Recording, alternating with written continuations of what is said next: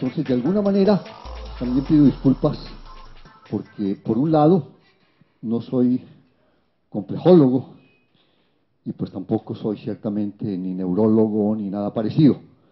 Soy un simple físico teórico de tal vez una vieja escuela, cuando el departamento de física prácticamente empezaba, y pues entonces ciertamente que casi que ninguno de los tres temas lo voy a tratar con la seriedad que ha imperado en las charlas anteriores.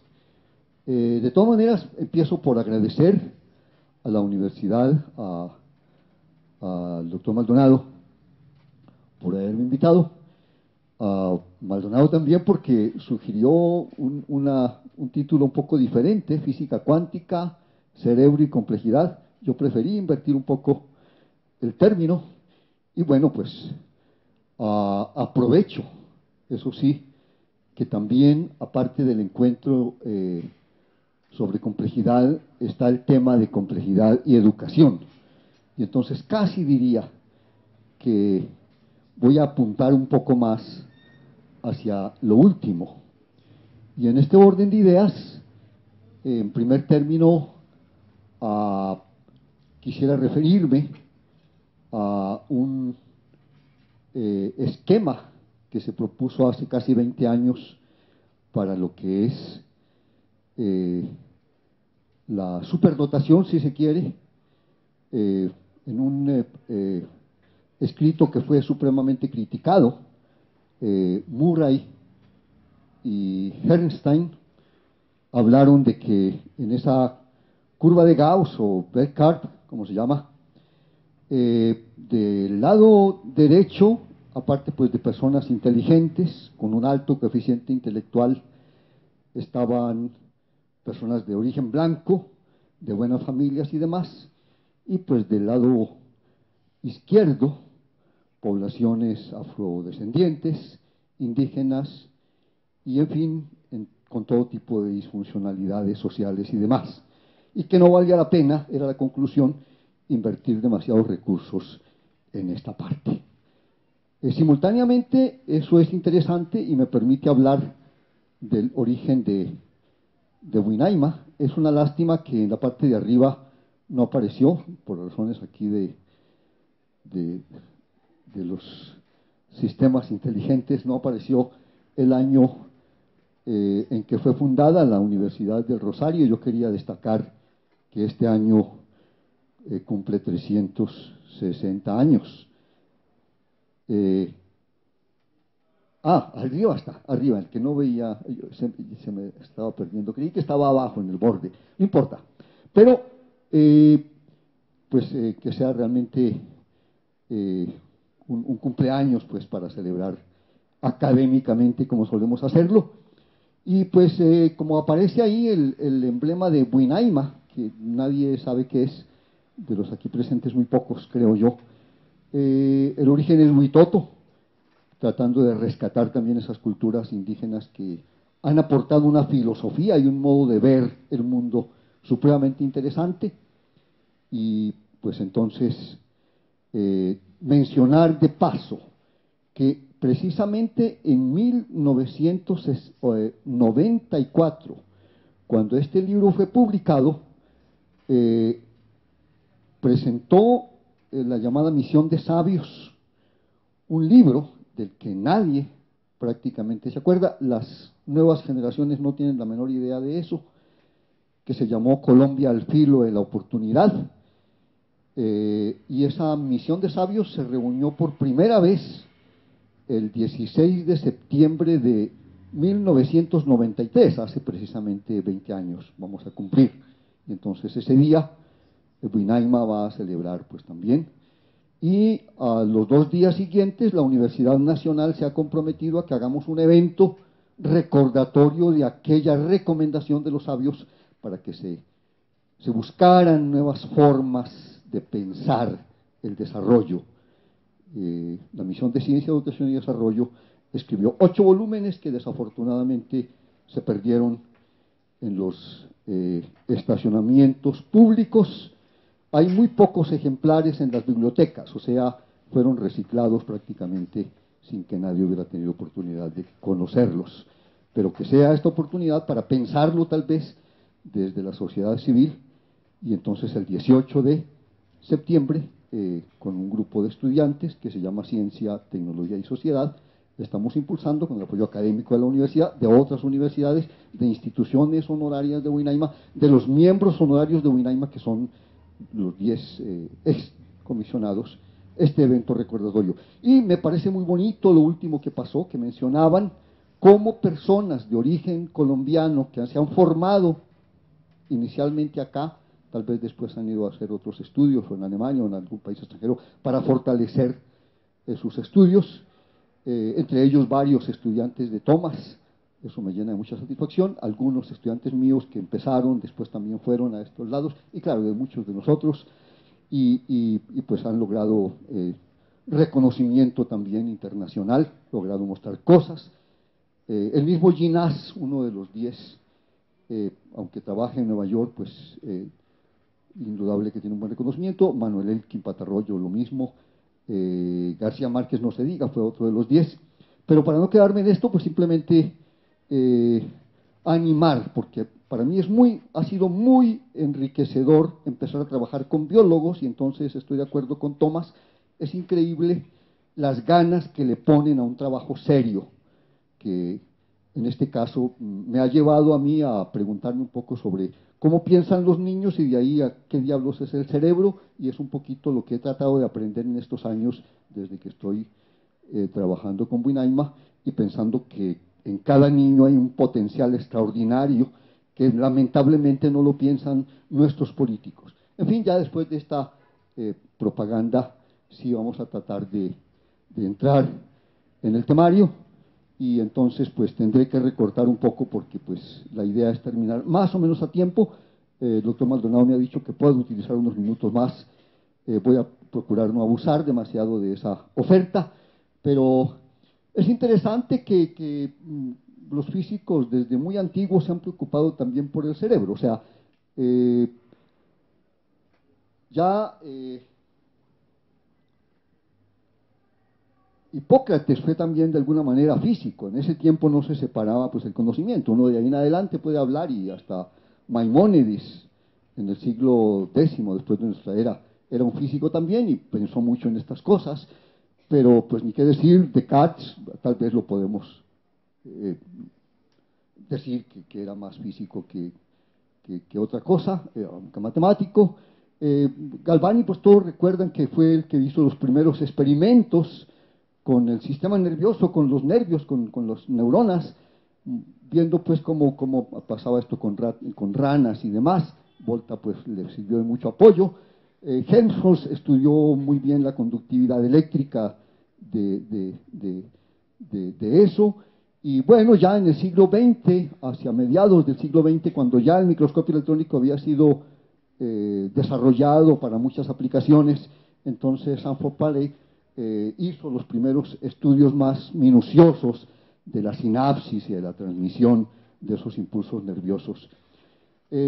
Por supuesto que los físicos han seguido interesados en el cerebro, y ya realmente en las últimas 2 décadas se han propuesto modelos teóricos, algunos seguramente desquiciados, otros tal vez no tanto, no sabemos todavía, no hay un modelo que se pueda llamar coherente, correcto, de los físicos sobre el cerebro, pero últimamente, lástima que ahí no se alcanza a ver, Alivisatos, que es uno de los nanocientíficos más destacados en Estados Unidos, estuvo promoviendo desde 2011, que yo sepa, si no antes, pues una actividad conjunta internacional para el estudio del cerebro con las nuevas herramientas de que se dispone, y entonces en realidad lo que se llama el Brain Activity Mapping Project surgió realmente desde las ciencias como una propuesta coherente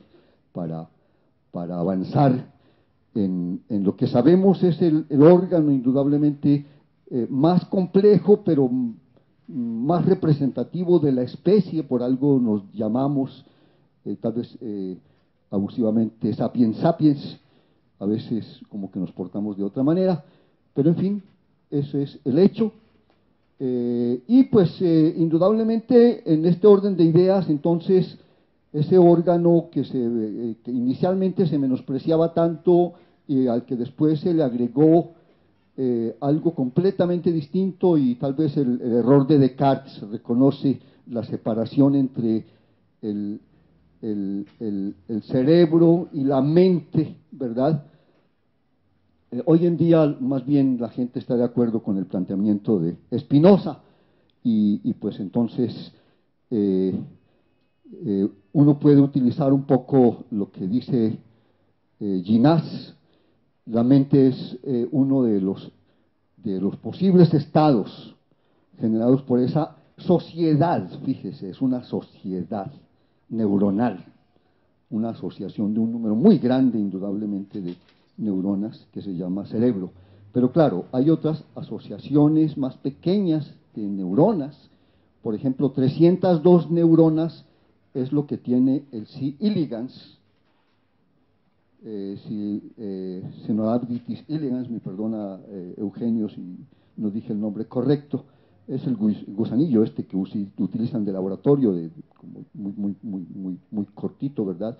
Pero claro que no es nanométrico, es milimétrico, digámoslo así. Ok, yo prefiero, como un físico, no referirme a la mente, y más bien digo que hay una dinámica del cerebro. Y algunos quizá están pensando que soy muy reduccionista, pero ya afortunadamente durante la charla de Eugenio hablábamos de propiedades emergentes, y entonces lo que hay son ciertamente propiedades emergentes. Así que, sin meternos en problemas religiosos ni de ningún otro tipo de credo o políticos, pues simplemente eso es lo que estamos tratando de hacer. No voy a pretender en esta charla de ninguna manera meterme con el problema de cómo se origina desde un cerebro a lo mejor muy primitivo una mente, y mucho menos de cómo se origina a partir de esa mente una conciencia. Esos son problemas mucho más gordos. Así que pues de ninguna manera voy a meterme en los problemas de Roger Penrose, de hablar de que los microtúbulos generan la conciencia en fenómenos cuánticos. Eso creo que pocos físicos, los físicos en general seguramente somos muy escépticos con ese tipo de modelos, pero en fin, ahí están también, y también voy a referirme a algunos de esos modelos. Seguramente los que han seguido el desarrollo de Ginás lo han oído hablar de las nanoburbujas que estarían a punto, que servirían probablemente para curar el Alzheimer. Algunos lo han tratado pues o de loco, o que perdió, o que ahora va a perder la credibilidad científica. Hay detrás de eso una firma muy importante y hay alguna literatura, tal vez no ha sido suficientemente avalada desde el punto de vista científico, pero el hecho es que ahí, en esas nanoburbujas de que nos hablan, parecería que hay cosas extrañas, a lo mejor hay nueva física. Pero pues claro, todo esto los físicos tenemos que mirarlo con muchísimo cuidado. Y aquí estoy citando a estas personas del grupo de Alivisatos y demás, que posteriormente dieron lugar a ese Brain Activity Mapping, el proyecto del cerebro, del mapeo del cerebro, en donde pues se parte de algo que ya deberíamos saber, pero que ahora se sabe mucho más que antes. Es que una sola neurona no es inteligente, y cuando se mira a una neurona sola, pues estamos o mirando muy abajo o mirando demasiado arriba, pero a pesar de que tenemos la posibilidad hoy en día, con esas técnicas que ahí menciono, ¿verdad?, ver el cerebro humano en acción, que es de lo más interesante que podemos observar. Tal vez lo mostraba en una de las diapositivas anteriores, pero después voy a volver a eso. Cuando se hace una interfase entre el cerebro y la computadora, y otra serie de cosas se pueden hacer muchas maravillas de estudiar qué es lo que pasa cuando estamos pensando y demás. No voy a referirme a los experimentos, no tendré tiempo de ello, pero ustedes saben bien que eso está en juego.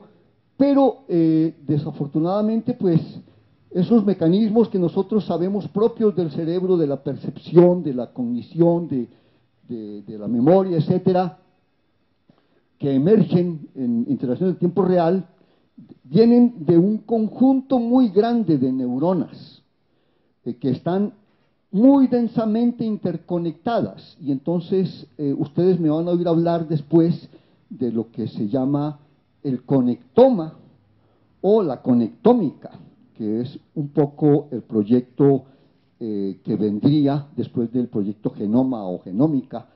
Y la conectómica pues es como que ver cómo es que se entrelazan entonces todas esas neuronas, y se ha hecho el conectoma del C. elegans precisamente con bastante detalle, y pues debo advertirles que ahí es relativamente fácil, a pesar de que resultan más de 70.000 conexiones. Es relativamente sencillo porque un C. elegans es como que muy parecido a otro C. elegans, y pues en un cerebro humano es prácticamente imposible, o es totalmente imposible que haya dos cerebros idénticos, pero además el cerebro evoluciona en los humanos con una rapidez vertiginosa, sobre todo en los niños. Y recuerden que yo llegué al estudio del cerebro precisamente porque Buinaima se aplicó a ver de alguna manera cómo desarrollar el talento en los niños, y entonces eso fue lo que de alguna manera me torció, por decirlo así, el camino, o al final de mi vida encontré como que un nuevo proyecto de vida que seguramente no alcanzaré a realizar.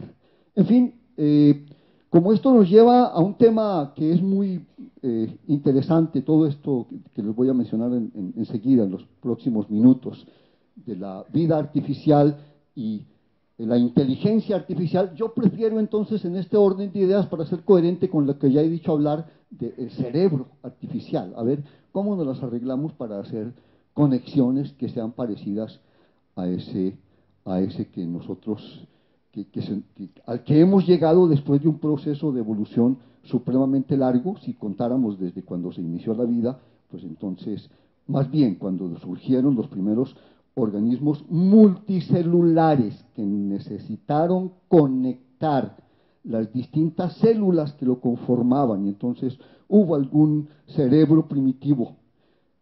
Pues entonces me parece que esto es interesante. Nosotros antes dividíamos el cerebro de esa manera, ¿cierto? Los que han visto biología sin necesidad de estudiar neurología, pues saben esa división, pero también saben que somos, y por eso puse la transparencia anterior, moléculas de agua, de alguna manera organizadas. Somos 80% agua, y hay una cosa muy interesante que aprendí de una conferencia TED, pero que hoy todo el mundo lo sabe, el quorum sensing. Si contáramos por el número de pobladores en nuestro organismo, en realidad somos 90%, o sea, si contáramos todos los organismos vivos que hay en un ser humano, ¿cierto? Los visitantes temporales y demás, pues 90% bacterias y virus, ¿verdad? O sea que uno se extraña de que conserve la identidad a pesar de que esa población es sobre todo transitoria. Bueno, tal vez era interesante señalar algo más ahí. No, bueno, no pude retroceder. No pude. Ok.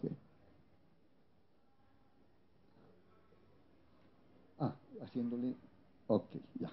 Bueno, está interesante esta reflexión. Las bacterias son unicelulares, pero su comportamiento es multicelular. ¿Y cómo se comunican? Por un lenguaje químico. No me detengo en esta reflexión, pero piensen ustedes, hay una comunicación, o sea, aunque no tienen neuronas, pues utilizan unas señales que les permite comunicarse, saber cuántas hay de cada clase, Y si hay un número adecuado, entonces dicen, nos vamos al ataque. Trabajan cooperativamente. Esa reflexión es sumamente importante. Ok. Yo quería, y si tengo suerte, me gustaría, pero no es importante. Yo quisiera, ahí hay un video que si hay conexión a internet podríamos ver, no es muy importante, pero intentémoslo. ¿Sería de acá? Ah.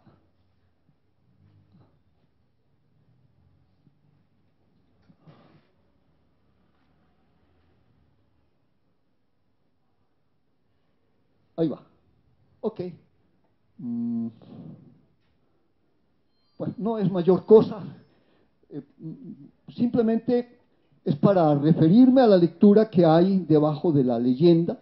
Ahí tenemos pues unos enlaces que son covalentes en forma de V, son las moléculas de agua, y pues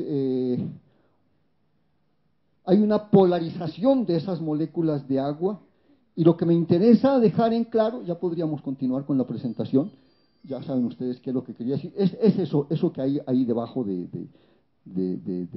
el sistema en que fundamentalmente se desarrolla todo, o sea, bien sea un sistema, una asociación celular de cualquier tejido humano o vivo de cualquier especie, las bacterias, etcétera, van a estar siempre en un medio acuoso, ya lo dijimos.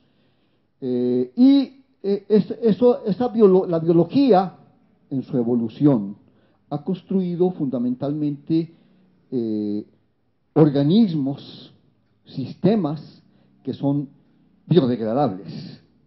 No ha construido cristales de silicio o de cobre o de titanio, lo que ha logrado la tecnología moderna.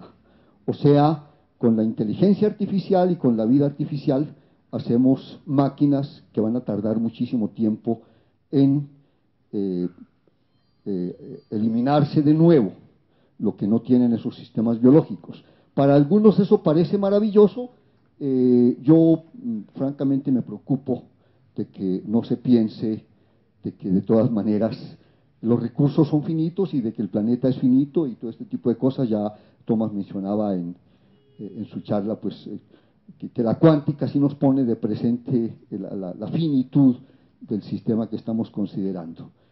Ok, entonces simplemente ya prácticamente antes, para empezar, diría, tengan en cuenta que cuando el 2 de abril Obama mencionó su proyecto, ya había un trabajo previo de varios años de personas que estaban interesadas en esto, como ocurrió también cuando en el 93 se reunieron los 10 excomisionados, y pues simplemente por esa época me invitaron a dar una charla en México, entonces dije, bueno, ¿de qué hablo? Y dije, bueno, pues puedo inventarme un título, nanoneurociencia. Creí que estaba acuñando una palabra nueva, pero realmente no fue así. Sin embargo, me permitió meterme a un tema que es sumamente dinámico, que va muy rápido, y pues es bueno subirse a una tabla, un surface, por ejemplo, que le permita a uno avanzar con la ola, ¿verdad? Y esa ha sido como que un poquito la idea. A continuación, por un lado, pues a tratar de decirles un poco qué es el cerebro, que ya no es entonces eso que imaginábamos antes. Y por el otro, pues acabo de encontrar, eso fue en el día de ayer, un libro que se llama La física en la mente. Voy a mostrarlo también después. Y pues el libro, el adorno de un libro que escribí que se llama Unos cuantos para todos. También trataba de recrear pues un poquito este asunto. A la conferencia en la que estábamos de alguna manera celebrando un premio que se ganó un físico mexicano con el que trabajé mucho tiempo, Rubén Barrera, en el Instituto de Física de la UNAM, fue el título que les llevé, y esta charla entonces de alguna manera viene de ahí, de hace 3 o 4 meses que tuve esa oportunidad. Entonces ya son muy pocos los tópicos que voy a abordar en esta charla un poco desorganizada, algunos conceptos básicos, mencionar algunos efectos cuánticos triviales. Con eso quiero decir que no me inscribo en la ola que de alguna manera cree que todo en la mente es cuántico. Les voy a mostrar algunos artículos, algún artículo, una muestra, con una muestra suficiente, de artículos que hablan de entrelazamiento entre mentes de un extraño y otra persona en cuartos separados y no sé qué cosas. Eso pues ya es para psicología.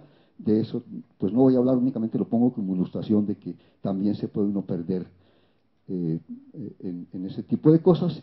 Y bueno, hay más bien una especie de diseño del cerebro en el que la educación, y es lo que voy a insistir, casi que es el mensaje que quiero dejar aquí, cómo es que debe pensarse la educación desde ese conocimiento de cómo se desarrolla ese órgano vital que cambia todos los días, que es el cerebro.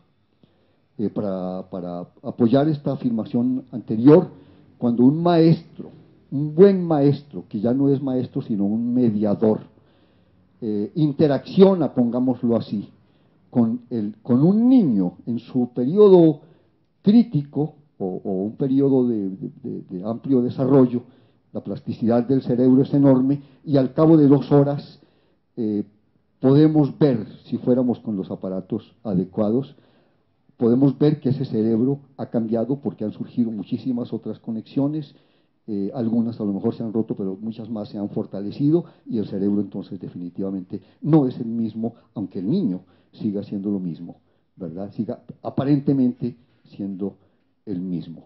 Esa es casi una de las conclusiones que quisiera dejar, y lo que llamo diseño de cerebro va un poco en esa dirección, pero por supuesto hay muchas otras cosas que vamos a ilustrar.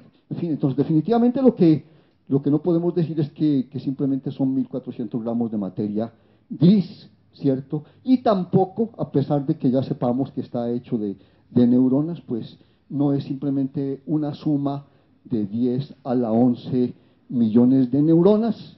Ese número se compara con el número de estrellas que hay en una galaxia, o sea, en el organismo, en el cerebro humano es un número bastante grande, pero lo más sorprendente es que por un lado hay otras células que tienen mucho que ver y que cada vez se observa que se ha encontrado que tienen mucha importancia, por lo menos comparable a la de las neuronas, el cuerpo somático de 40 micras. Estas son más pequeñas, son las glías, y hay un número 10 veces mayor de glías en los mamíferos que de neuronas. Y las conexiones que pueden hacer las neuronas y las glías pues son mucho más grandes. En promedio, una neurona se puede conectar a 10.000 neuronas más, a veces a muchas más, a veces a muchas menos, pero en promedio ese número. Y las conexiones dependen en gran medida de la educación que se pueda recibir. Ojo, que esto quede claro. O sea, una educación de mala calidad como la que la escuela pública en Colombia le ofrece a la mayor parte de los colombianos logrará muchísimas menos conexiones por el problema de la plasticidad. O sea, ahí pues realmente la selección darwinista no aplica, sino la selección más bien de mercado y de, qué sé yo, otras cosas perversas que se dan. En fin, y lo último que quiero decirles en esta transparencia es que muchas de las cosas, después lo voy a ilustrar con gráficas, son de tamaño nanométrico. Los axones, las dendritas, en las partes de los axones lo que va de un nodo de Ranvier a otro nodo de Ranvier, el cubrimiento que es la mielina, que evita pues que haya esa pérdida de información, ya que esta charla, esta mañana ha sido prácticamente repensando la información desde un punto de vista físico. Entonces la mielina lo que logra es eso. Esos tubos, ¿verdad?, aislantes, son también de tamaño nanométrico. Y claro, a cualquiera se le ocurre, en la región nanométrica surgen muchos efectos cuánticos. No pueden ser efectos cuánticos puros, no voy a entrar en la precisión del término, pero simplemente para indicar que lo que pase allí no está determinado de ninguna manera por la mecánica newtoniana. En fin, hablando un poco de este libro, simplemente, bueno, ahí tiene varias críticas, acaba de aparecer, está en el mercado hace un mes. Un estudiante brillante me lo consiguió, ya saben qué quiero decir, rápidamente lo encontró en la red, digámoslo así. Afortunadamente es entonces la era del conocimiento y todo está ahí al alcance. Me decepcionó en gran medida, no lo he leído del todo, pero creo que tiene gran parte de especulación. Pero bueno, hay muchas cosas muy interesantes también que se pueden aprender de ahí. Y como me lo suponía, pues hay que meter la flecha del tiempo y entonces, pues sin entrar en detalle, porque no tengo tiempo ya, por un lado, pues está esa flecha termodinámica, pero esa flecha termodinámica también viene desde atrás, desde el Big Bang, o si no antes, ¿verdad? A pesar de que las ecuaciones de la física contienen la reversibilidad, tanto la de Newton como la de Schrödinger, que mencionaba Thomas también en la charla anterior, todas son reversibles en el tiempo. Entonces, pues el tiempo surge en una forma que como que tenemos que hacerlo tal vez a mano, pero el hecho es que las sensaciones son procesos físicos irreversibles y eso nos lleva al aprendizaje, que también es más o menos irreversible. Como irreversible es el volver otra vez a la niñez cuando empiezan los problemas en la senectud de neurodegeneración, pero fíjense que el proceso no es de la misma manera. O sea, empiezan a perderse conexiones, pero por otras razones que aquí pues no vamos a abordar, porque pertenecen digamos, a la parte clínica de la neurología y no a esa parte de aprendizaje, de cognición de la neurociencia, que es lo que realmente me interesa. Un comentario que hace Zimmerman al libro de Lowenstein es simplemente, sí hay, por supuesto, procesos físicos, procesamiento de la información, no quiere decir procesamiento cuántico de la información, como se señalaba en la charla de Eugenio, pues es muy complicado separar la barrera entre lo puramente cuántico y lo puramente clásico en ocasiones, y tal vez este es uno de los casos en que esa frontera va prácticamente desde el comienzo hasta casi que el final, esa frontera de transición. Esto es apenas una reflexión también que quiero agregar. Y pues lo que más bien quisiera decir desde ya es que sabemos muy poco sobre qué es lo que pasa en el cerebro que hace que haga lo que hace. O sea, cuando los neurólogos avancen y nos expliquen, los neurocientíficos más bien, avancen y nos expliquen muy bien cómo es qué es lo que permite la cognición y qué es lo que permite que surja la mente y que surja la conciencia, en realidad tal vez apenas nos estén empezando a decir esas nociones que nos daban con el surgimiento de la ciencia moderna hace 300 o 400 años. La noción de masa pues no es lo mismo que la explicación de lo que es la masa misma. Ahora creemos que con el bosón de Higgs logremos entender un poco mejor lo que es la masa, porque el bosón de Higgs se supone que es el que le da masa a las partículas. Y bueno, hay una cita que he tomado de ese libro que acabo de citar y de otros que he visto por ahí, de Newton, en donde pues él se queja de que es una cosa muy absurda pensar que pues simplemente, ¿por qué caen los cuerpos? La gravedad debe ser causada por un agente, pero si ese agente es material o inmaterial, es un problema que le dejo al lector. Estamos hablando cuando Newton hizo sus Principia, y bueno, pues después, mucho después, materia y energía son equivalentes, pero no se mencionó la información en este primer approach de Einstein. Y pues, ¿qué fue primero? Eso no lo podemos todavía decir. Seguramente la información no pudo surgir sin dónde posarse, pero en fin. Sin embargo, pues eso es lo que ha dado lugar entonces a esta historia que estamos viviendo y de alguna manera a la que les estoy contando. Es usual hablar hoy de biología cuántica y también, a pesar de que todavía no estamos hablando del cerebro cuántico, es un tema escabroso en donde se pueden rápidamente sacar conclusiones muy precipitadas. Sin embargo, nada más quiero decir con respecto a la biología cuántica, podrían ver la entrevista que le hicieron a esta profesora creo que es de la Universidad de California, ¿sí? Sobre lo que es la biología cuántica.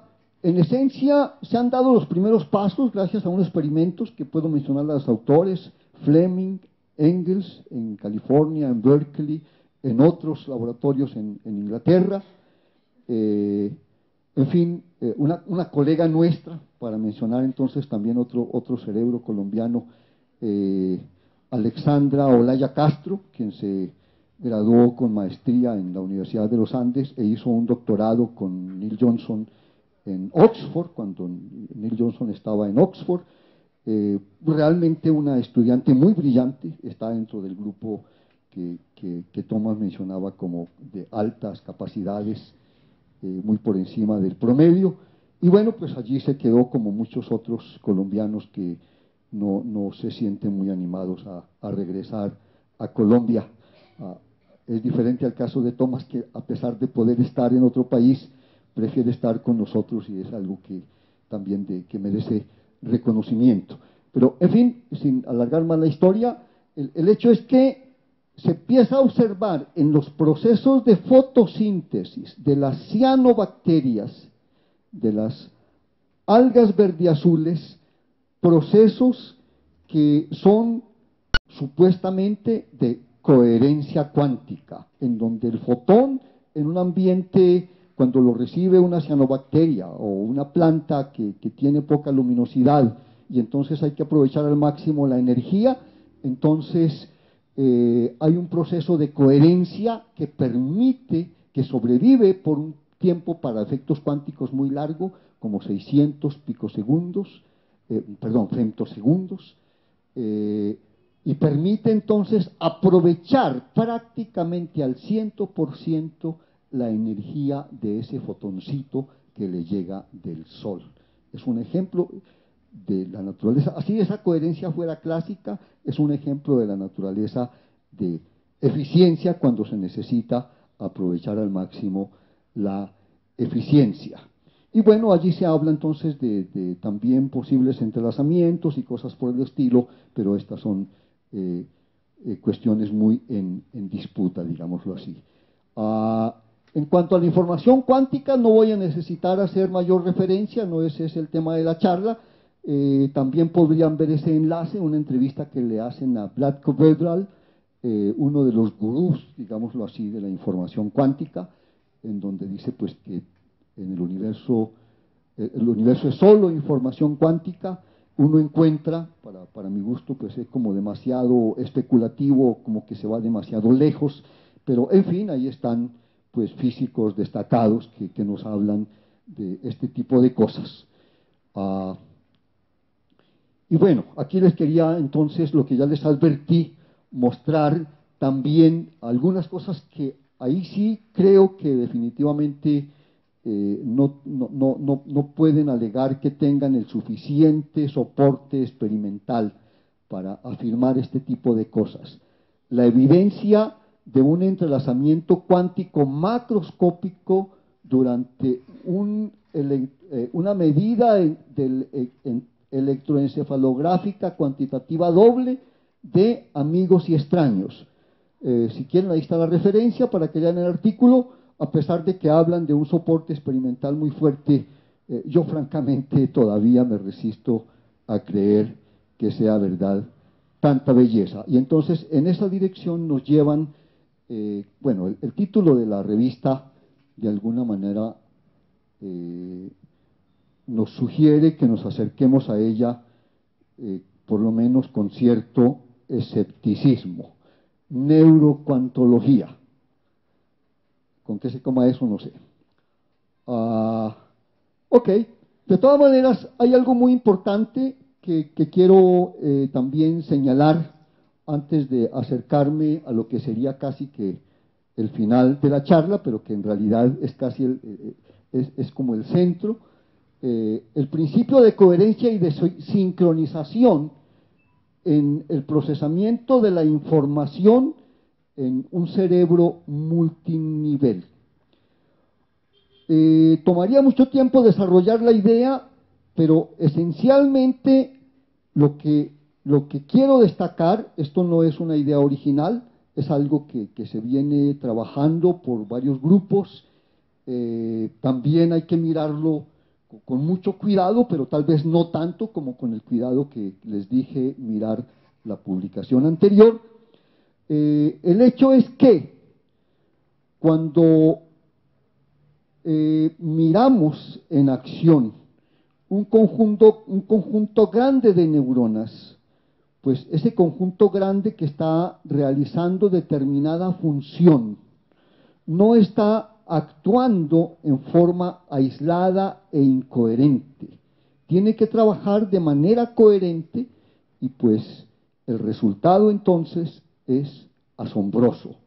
No estoy invocando aquí coherencia cuántica necesariamente, puede que en un comienzo lo sea, eso queda por investigar y entonces pues simplemente ese es el abrebocas de lo que voy a presentar en un terreno ya mucho más aterrizado, mucho más sólido, que es precisamente el que nos permite lo que se llama la nanociencia y la nanotecnología. Un colega con quien escribí un libro hace ya 6 años, lo cual en un campo de tan rápido desenvolvimiento es una eternidad. O sea, fue escrito en 2007, se llamó Nanotecnociencia. Este colega acaba de publicar un libro precioso, no tiene mucho de física, tiene más de poesía y por supuesto unas imágenes, unas fotografías hermosas. Para empezar, esta fotografía no es un paisaje sabanero ni nada por el estilo. Bueno, no importa, puedo quedarme ahí, ya no retroceder. Es la fotografía de una muestra de aglomerados de nanopartículas de plata, nanopartículas, óigase, y nanohilos. O sea, ahí hay pelotitas diminutas de plata e hilos diminutos de plata de tamaño nanométrico, y bueno, es una fotografía nada más, pero en lo siguiente sí tal vez se puede apreciar algo interesante que me permite ilustrar lo que voy a decir a continuación. Cuando empezamos en la región de los micrómetros, vemos ahí pues esos aglomerados de partículas, ¿verdad? Ahora estamos mirando partículas cúbicas, de forma cúbica. O sea, son nanocubos de 40 nanómetros de longitud. Al comienzo son muchísimos, después ya vemos más pocos, y ahora estamos en la región del tamaño de esos nanocubos. Y bueno, aquí se alcanza a ver entonces cada nanocubo bastante bien. Aquí ustedes ven que hay muchísimos, ¿verdad? Lo que podemos ahora hacer, la resolución, muchísimos, quiero decir, muchísimos átomos, miren ustedes. Aquí ya estamos a una resolución de tamaño atómico, ¿verdad? Y entonces se logra ver la periodicidad que hay en cada uno de esos cubos. O sea, internamente en realidad todavía son cristales de oro. No ilustro más porque sería dedicarle la charla a este tema, pero en el caso del oro, si ustedes empiezan a partir una moneda de oro en varios pedacitos, cuando lleguen a la región micrométrica todavía no ha cambiado mayor cosa, pero cuando llegan a la región nanométrica, la moneda les cambia de color. Ya no es el dorado que ustedes, con el que ustedes sueñan, la leyenda del dorado, sino que empieza a verse verde, y después, cuando se disminuye más todavía el tamaño, empieza a verse rojiza. Para mencionarlo, hace prácticamente 30 años tuve la oportunidad con un grupo en España, otro grupo en Suecia, de publicar un primer artículo cuando no se llamaban a estas cosas nanopartículas, pero mirando precisamente el cambio de color de los objetos a medida que se hacían más pequeños. Y bueno, este era por supuesto un paper teórico, un artículo teórico. Quiero decir que pues estuve en el tema de la nanociencia, si se quiere, hace mucho tiempo sin saber que se iba a llamar así. Ya me he relajado un poco y estoy más en cosas de pedagogía, si se quiere. No pretendo hacer en el cerebro investigaciones de mayor trascendencia, nada más pues casi que como hobby para apoyar la fundación que trato de liderar, pero que esto sirva nada más como pretexto para lo que viene. Entonces, en el nanomundo las cosas se ven simplemente de otra manera. Ahí hay unos ejemplos del nanomundo en los vivos, ¿cierto? En los seres vivos, ¿verdad? Desde la escala del metro hasta llegar entonces a la región de los virus, y más abajo, donde están las proteínas y los lípidos, etcétera, y ahí también vemos la molécula de agua. No me voy a detener ahí. El ADN, pues todo el mundo lo conoce y conoce sus 4 fundamentos, ¿verdad? Las 4 letras de ese código, ¿verdad? Y bueno, pues simplemente todo el mundo sabe acá que el nanómetro es simplemente la milésima de la milésima de la milésima, o sea, la milmillonésima. Entonces, cuando consideramos el cuerpo de la neurona, entonces, pues sí, estos son como 40 micras, pero en estas zonas es donde les digo que empiezan a presentarse tamaños nanométricos que tienen que dar entonces, tiene que describirse de una manera no convencional, quiero decir, no con los criterios de la física clásica cuando se habla de la conductividad eléctrica, que va a ser uno de los ingredientes fundamentales. Entonces no se puede mirar como si fuera simplemente la ley de Ohm y cosas por el estilo, ¿cierto? Entonces cuando se mete uno a este terreno hay que andar con cuidado. Y bueno, ahí sí ilustro un poco más minuciosamente lo que quiero decir. Esos microtúbulos forman parte del citoesqueleto, ¿verdad?, de la neurona, que es como la extensión global. O sea, la neurona no termina en lo que llamamos el soma de la neurona, sino que se extiende por el axón y va pues en las dendritas también. Entonces, esos microtúbulos están, digamos que en todas partes, ¿cierto? Y tienen una estructura que de todas maneras les da una cierta periodicidad, ¿sí? Y pues si se va uno un poco más, hay unos neurofilamentos que también ustedes observan, son de tamaño nanométrico. Aquí todo está hecho a escala. Estos diámetros son de 2 nanómetros, ¿sí? Y bueno, pues entonces en los microfilamentos tenemos entonces tamaños que ya son casi que en la región atómica, ¿verdad? Para esas estructuras.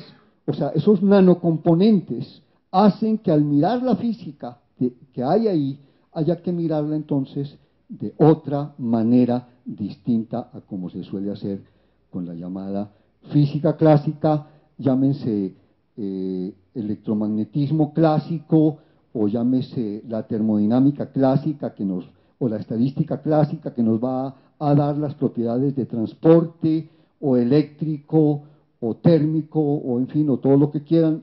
El color aquí no nos importa demasiado por ahora. Entonces, eso es lo que quería decirles. Y, en fin, ahora sí, entonces, pasamos a la parte final,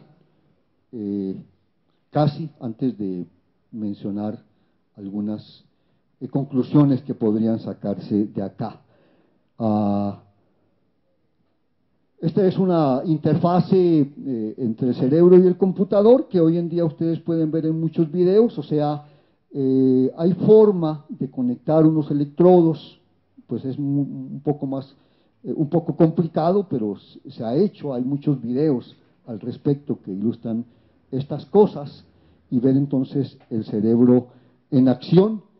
Y pues simplemente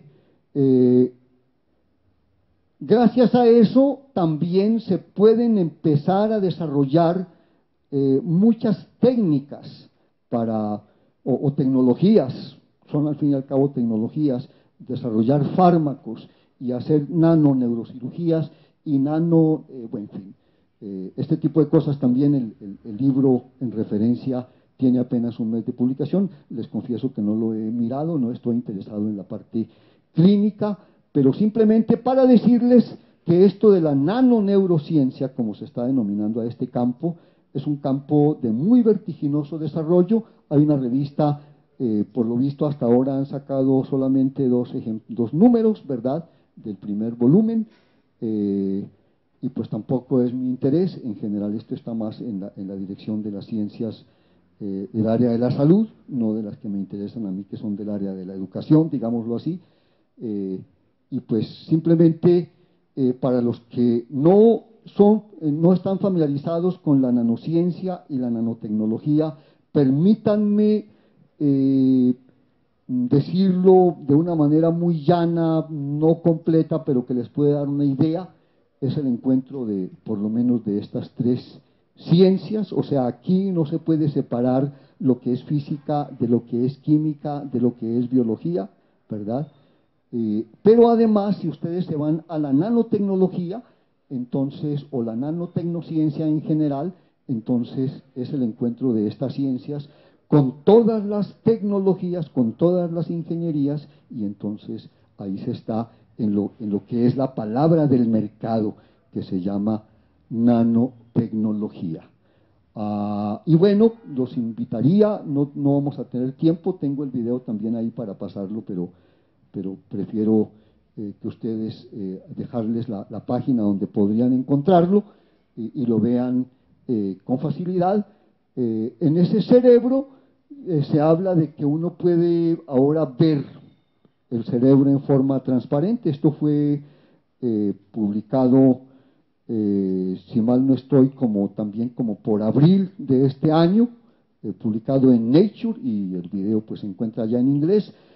Una colega bióloga, porque ahora ando en malas compañías con los biólogos, ya lo he dicho, una bióloga, entonces su hijo hizo la traducción y con una muy buena dicción en español. Entonces el video les voy a dar la conexión más tarde para que lo puedan ver, cómo se observan esas estructuras nanométricas de que yo les acabo de hablar, ya transparentes. Claro, ya no es un cerebro vivo, porque para hacerlo transparente han tenido que eliminar los lípidos, y yo no sé qué pase cuando a uno le saquen toda la grasa del cerebro. Pues pienso que el cerebro ya no va a seguir pensando igual, ¿verdad? Entonces, en fin, lo dejo ahí simplemente para apoyarme un poco en lo que les voy a mostrar en estos últimos minutos. He tomado un libro que apareció, o sea, fue puesto en el mercado este año, en enero de este año. Tuve la satisfacción de, en una librería en Londres, ver que la ansiada quinta edición de Campbell y compañía, después de 13 años que no salía, finalmente salió. El haber ganado el premio Nobel le dificultó sacar esa última edición. También había muerto uno de sus colaboradores más cercanos, como en 2006, pero en fin, es una obra maravillosa que ya incorpora muchos de los avances recientes en estos temas, Claro que todavía no esto de la nanoneurociencia y demás, pero seguramente la sexta edición sí lo traiga, pero ya ustedes con eso y la literatura que hay en el mercado se pueden poner al día. Como yo estoy tratando de hacerlo, todavía no lo logro y no sé si lo voy a lograr, pero en fin, simplemente una cosa importante que él señala es, el último desafío es entender la base biológica de la conciencia y pues una cosa maravillosa que quiero señalar es que hay un parecido muy eh, cercano entre las proteínas de las otras células y las que hay en el sistema nervioso, o sea que como que la neurona misma no tiene nada de especial. Eso es importante. Como que lo especial son las conexiones que logra hacer. Ahí es donde pongo entonces el énfasis. No voy a mostrar esta parte para abreviar, son formas de hacer ahora entonces una observación mucho más minuciosa, se conectan un buen número de neuronas, ¿verdad? Para poderles variar sus voltajes y ver cómo se activan y demás, y entonces ya observar un conjunto grande de ellas, que es lo que están intentando hacer, ¿verdad? Y bueno, esta parte sí casi que la puedo saltar así sin comentarios. Simplemente recientemente, eso fue en diciembre la primera vez, pero ahora creo que fue como en mayo cuando lograron hacer un poco más, el llamado el llamado microscopio de fuerza atómica ahora se hace non-contact, microscopio de fuerza atómica de no contacto en moléculas bueno, que antes no se podían trabajar moléculas orgánicas de este tipo, ahora sí se dejan observar y entonces probablemente la técnica se pueda aplicar mucho mejor a observar tejidos neuronales y pues simplemente lo que ocurre allí es que uno ya puede hacer, no les mencioné, pero lo interesante aquí es que uno puede ver la dinámica de una reacción y eso es sumamente importante porque lo que hay en la sinapsis son procesos electroquímicos. Voy a hablar un poquito de eso muy rápidamente ahora adelante, o sea, ya tenemos unas herramientas muy finas con que observar, esto sí lo paso de una vez. El Brain Activity Mapping va en las dos direcciones, tanto de arriba hacia abajo como de abajo hacia arriba, ¿sí? Y entonces, pues, simplemente aquí hay un comentario de Alivisatos y su grupo, que también es sobre todo para mostrar que la idea provino no de un día de iluminación de Obama, como tal vez lo mostró la prensa, sino de un trabajo muy serio de un grupo de personas, Cable Foundation y otro grupo francés, ustedes lo pueden ver ahí. Entonces, pues simplemente hay mucho interés en estos estudios. Y pues, en fin, yo creo que paso por aquí rápido. Ya les mencioné que en el C. elegans ya se ha hecho un estudio que pues no es nada espectacular, lleva muchos años, son apenas 300 neuronas. En la drosófila, ¿verdad? La mosca común y silvestre, hay 100.000 neuronas y entonces la cosa ya se pone un poco más difícil, pero pues por supuesto nada comparable a medida que avanzamos en la escala de la evolución. En las aves va a ser muy complicado, cuando lleguemos a los mamíferos mucho más, pero indudablemente es muy importante. Y aquí también paso de rapidez. Les decía, yo creí que lo de nanoneurociencia, bueno, no tanto como que me lo había inventado yo, pero que como que pues a los físicos les iba a gustar oír hablar de un físico de este tema, pero ya hacía algunos años, como 3 años antes, Nancy Wolf y otros colaboradores habían escrito un libro sobre este tema en donde se recrean algunas de las cosas que yo pues me había atrevido a mencionar. Claro, ella tiene pues un apoyo teórico y práctico enorme, es todo un libro lo que hay ahí, ¿cierto? Pero entonces simplemente para señalar cómo se han interesado entonces en estas componentes nanoescalares. Se habla de formas novedosas de computación neuronal en esos nanoalambres. Yo lo dejo para que ustedes lo lean, mejor me reservo los comentarios, de pronto son bastante pesimistas. Ahí está el vínculo que les quería decir, que les quería dar para los que quieran ver el video Claridad. Está en este Dropbox, pero mucho más fácil si ustedes se van a buscar el blog de Josefina Cano, con quien les dije que he estado en contacto últimamente, la bióloga colombiana, pero reside en Nueva York. Se llama Cierta Ciencia. Si ustedes simplemente buscan por ciertaciencia.blogspot, van a encontrar. No es reciente, fue como les digo, como también por la época de abril, o sea, todo convergió para que yo pudiera hacer una charla medio coherente alrededor de la nanoneurociencia, y ese video pues también me sirvió, lo recomiendo. Quería hacer una comparación entre dos tipos de células, ¿verdad? Este es, como todos lo verán, un espermatozoide. Aquí hay una neurona, por supuesto, y la diferencia enorme, mientras este está en una competencia contra millones de espermatozoides prácticamente iguales a él, esta no está en competencia, extiende los brazos, por decirlo así, para comunicarse con todas las que más pueda, ¿verdad? Eso es lo sorprendente. Y pues aquí hay una célula nerviosa especial, Purkinje creo que se llama. Yo no soy experto en este tema, pero ya me ha tocado aprenderme algunos nombres. Sí, efectivamente le atiné. Entonces miren ustedes, el número de conexiones que busca es fenomenal.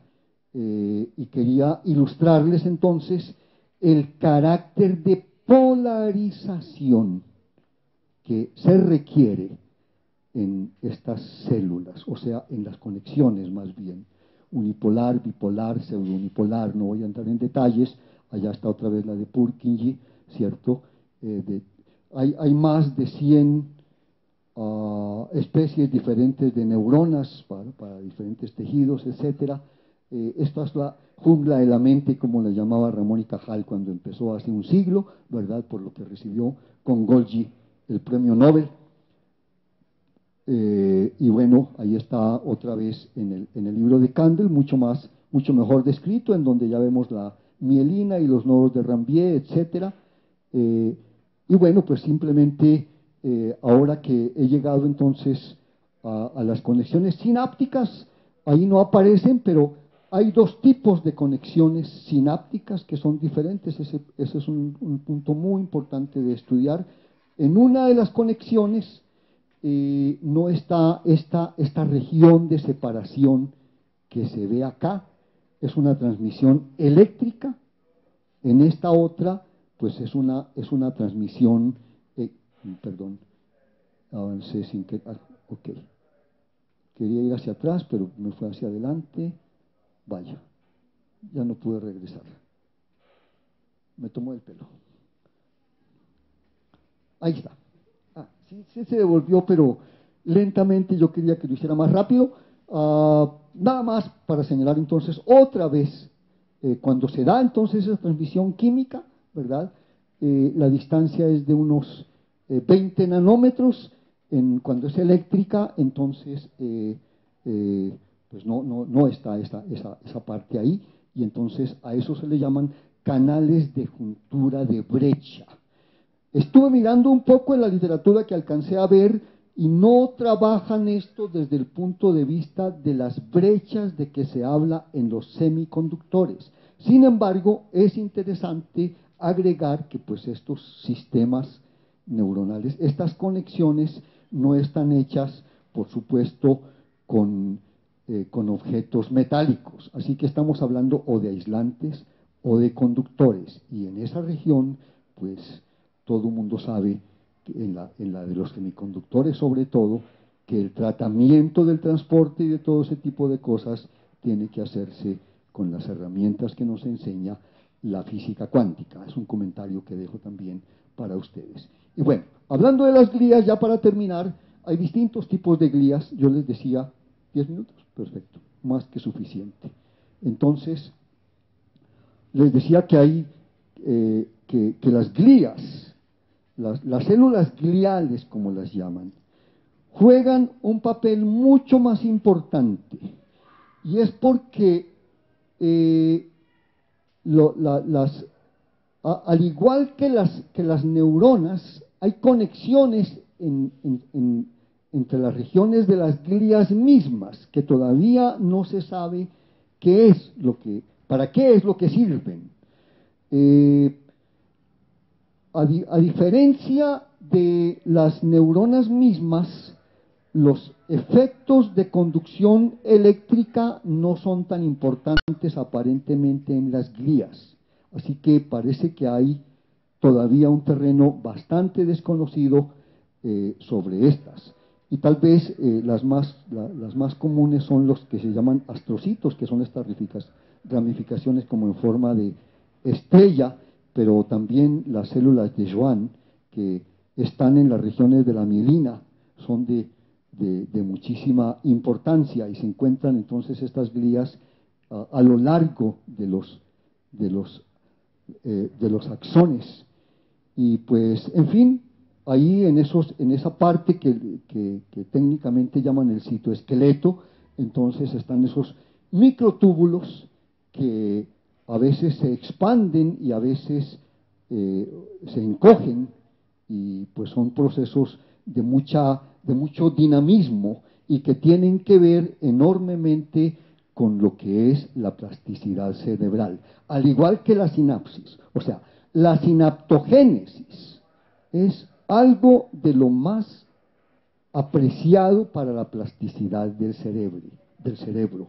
Ya les decía que puede haber conexión de una neurona en promedio con otras 10.000 neuronas, y eso es precisamente por la sinaptogénesis, pero también la mielogénesis, que se da en la mielina, y otra serie de procesos, etcétera, que hacen esas conexiones, es sumamente importante. Y claro, yo mencioné antes, pero aquí ya voy a pasar de volada, únicamente para mostrarles a ustedes toda la dinámica que puede aparecer ahí en esa reestructuración de los microtúbulos, que a su vez están desarrollando de otra manera los axones, que son las que permiten la conexión, la transmisión, y en las dendritas las recepciones, etcétera.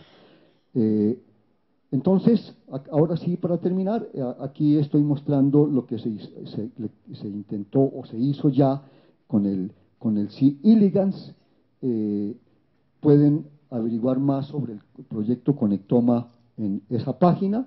Y pues, para concluir ya, o casi para concluir, es parte de las conclusiones. Hace muy pocos años, 2 o 3, uno de los teóricos más reconocidos de la escuela, que ha avanzado en cómo es que se le puede enseñar a los niños, de la escuela de Piaget. Yo soy más de la escuela de Vygotsky, ya que me ha tocado meterme a estos temas, pero él ha desarrollado algo que llama modificabilidad cognitiva estructural. Reuben Feuerstein está en Israel, porque es de origen judío, aunque creo que ya nació en Rumania, ahora no estoy seguro. Tuvo la posibilidad de trabajar con la población, una de las poblaciones tal vez más afectadas por los traumas, que eran los niños hijos de los que habían ido, judíos que habían ido a los campos de concentración.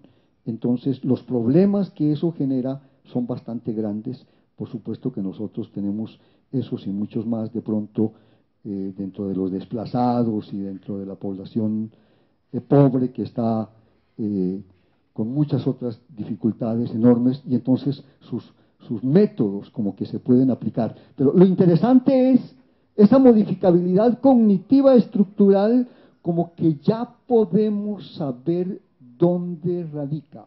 Lo intuíamos desde hace rato, pero es porque el cerebro, y es lo que quiero dejar entonces en claro, el cerebro no es un órgano que quedó ahí heredado de la madre o de los padres de una vez y para siempre. Lo que va a permitir este proyecto, Brain Research for Advancing Innovative Neurotechnologies, y otros que puedan entrar, porque tiene que haber muchos otros proyectos, es que aprendamos también esa evolución del cerebro. El cerebro, más que biológicamente, evoluciona culturalmente. Y entonces lo que quiero decir es que esos efectos culturales que son favorecidos principalmente por la educación de calidad, que es a lo que menos le invierten desafortunadamente nuestros gobiernos, entonces sí puede lograr que haya un desarrollo del talento en una muy alta proporción de la población. O sea, no es que unos nazcan muy brillantes y los demás nacen brutos, sino que los medios en gran medida, las circunstancias son las que hacen esa selección, aparte de no natural, perversa por las diferencias sociales. Yo me he acuñado, ahora sí creo que me acuñé una nueva palabra, o sea, pasé de lo neuro-nano a lo nano-neuro, y entonces antepongo la palabra,